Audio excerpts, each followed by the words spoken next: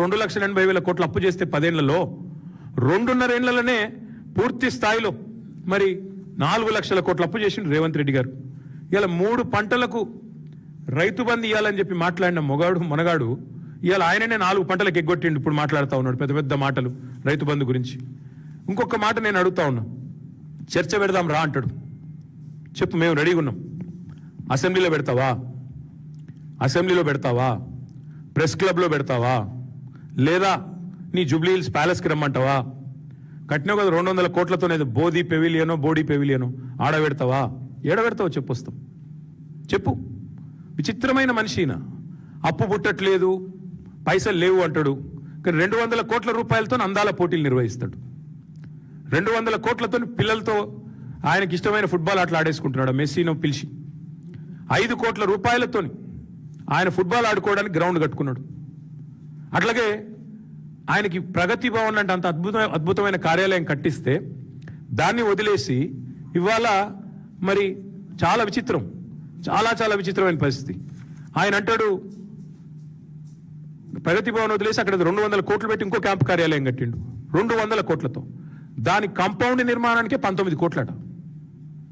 Compound wall నిర్మాణానికి 19 కోట్లు, మొత్తం 200 కోట్లు. కానీ అర్ధరాత్రి పోయి దొంగచాటుగా గృహప్రవేశం. తప్పు చేయకపోతే బాధాప్త చేయొచ్చు కదా. అర్ధరాత్రి గృహప్రవేశాలు ఎందుకు మీరు మీ శ్రీమతి? అదే ప్రైవేట్ ఇల్లులాగా. అంటే ఎంత చెండాలం. అందుకే అంటున్నాను నేను, ముఖ్యమంత్రి విసిరిన సవాలుకు నేను రెడీ. మా పార్టీ తరఫున నేను వస్తా. చేసేదే చెత్త పాలన, దాని మీదకెళ్ళి చర్చ అంటాడు. వెల్కమ్. వరంగల్ చౌరస్తాలో పెట్టుకుందామా? ఎక్కడైతే నువ్వు రైతు డిక్లరేషన్ అని చెప్పి నువ్వు మీ రాహుల్ గాంధీ వచ్చినరో అక్కడికి వస్తావా? పెడదామా చర్చ? లేదా అశోక్ నగర్ చౌరస్తాలో పెడదామా? 2 లక్షల ఉద్యోగాలని చెప్పి రాహుల్ గాంధీ డైలాగులు కొట్టిన అశోక్ నగర్ చౌరస్తాలో పెడతావా? తెలుసుకుందామా? రైతు మీదైనా నిరుద్యోగుల మీదైనా దేని మీదైనా సరే టాపిక్ నీ ఇష్టం, ప్లేస్ నీ ఇష్టం, డేట్ కూడా నీ ఇష్టం. చేతనైతే నువ్వు వస్తావా? నీ రాహుల్ గాంధీ వస్తాడా? ఎవరు వస్తారో రండి.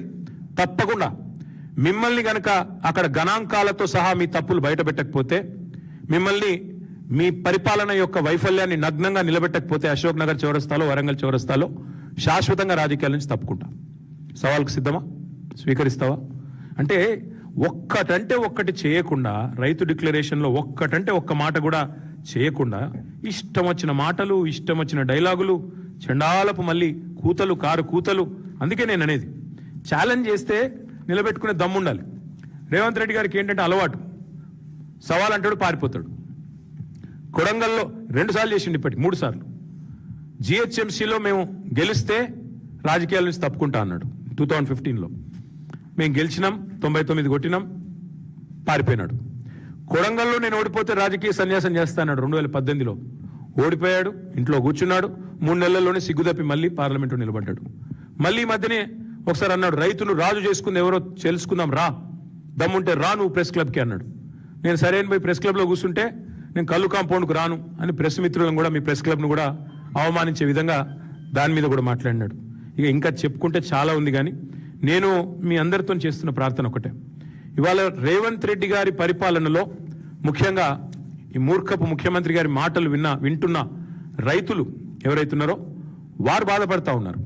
ఎందుకంటే వారికి అర్థమైపోయింది ముఖ్యమంత్రి గారికి సభలు పెట్టడం, అది కూడా ఎకరానికి ఒక సభ. 1 ఎకరానికి రైతు బంద్ చేస్తే దానికి ఒక సభ. సభలు పెట్టడం, రోత మాటలు మాట్లాడడం, బూతులు తిట్టడం తప్ప ఆయనకి ఏమి చేత కాదని అర్థమైపోయింది. ఒకవైపు రైతులు ఏడుస్తున్నారు రోడ్ల మీద పడి, ఆ యూరియా యాప్ తీసేయండి నాయన, ఏమీ దౌర్భాగ్యం, మా దగ్గర కనెక్టివిటీ ఉండదు, స్మార్ట్ ఫోన్లు ఉండయి, ఆ యాప్ ఏంది, దాని లొల్లేందని నిజామాబాద్లో, కరీంనగర్లో రైతులు ధర్నాలు చేస్తున్నారు రోడ్ల మీద. కానీ ఉలుకు లేదు, పలుకు లేదు, కనీసం పట్టించుకున్న నాదుడు లేదు.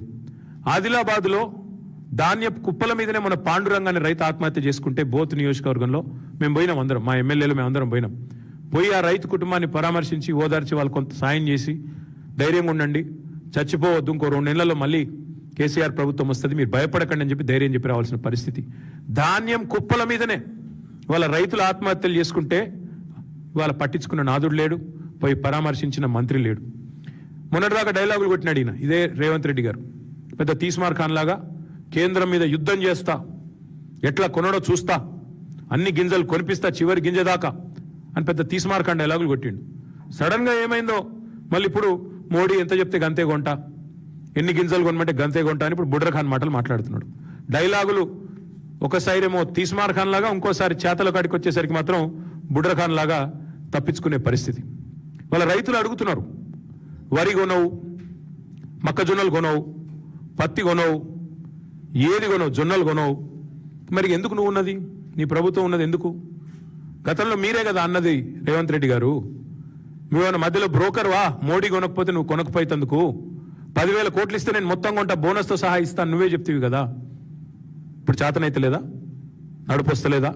అసలు ఇంటెలిజెన్స్ ఉందా నీకు? నీ నీ నీ ప్రభుత్వానికి ఏం జరుగుతుందో కనీసం క్షేత్రంలో అవగాహన ఉందా నీకు? రైతుల్లో ఎంత ఆందోళన ఉందో, ఎంత అలజడి ఉందో తెలుసా? ఎంత తీవ్రమైన ఇరిటేషన్ ఉంది రైతుల్లో. ఎక్కడికక్కడ యూరియా విషయంలో మీరు చేస్తున్న దుర్మార్గాలు, యూరియా ఇవ్వడం చేతగాక. ఒకనాడు కేసీఆర్ గారి పరిపాలనలో ఆటో డ్రైవర్కి ఫోన్ చేస్తే పొలం కాడికి యూరియా వచ్చేది. కానీ ఇవాళ మీ అద్భుతమైన పరిపాలనలో యూరియా కోసం బారులు కట్టాల్సిన పరిస్థితి, లైన్లో చెప్పులు పెట్టే దుస్థితి. 10 ఏళ్ళు చక్కగున్నది, ఒక్కసారి ఏమైంది అంటే సమాధానం చెప్పే నాథుడు లేడు. మరి మేము అడిగేది అందుకే, మీకు యూరియా సంచులు తెలియదు కానీ ఢిల్లీకి డబ్బు సంచుల విషయం అందరికి మీరు మోస్తారు బాగా అని తెలుసు. ఇంకా విచిత్రమైన విషయం, మేము ఆయనకు అప్పచెప్పింది ఒక అద్భుతమైన దివ్యమైన రాష్ట్రాన్ని అప్పచెప్పినాం. ఊరికే నేను ఇదేం మాటల్లో చెప్పట్లేదు. పర్ క్యాపిటల్లో నెంబర్ 1 తెలంగాణ. ఈ రోజు కూడా 4,20,000 రూపాయలతో we're number 1 in the country. ఇది వాస్తవం కాదా? మరి దాన్ని పెట్టుకుని దివాలా తీసిన రాష్ట్రం ఎట్లా అంటావు నువ్వు? SOTRలో స్టేట్ ఓన్ ట్యాక్స్ రెవెన్యూస్లో నెంబర్ 1 తెలంగాణ. GSDP పెరుగుదలలో నెంబర్ 1 తెలంగాణ. అట్లాగే దర్జాగా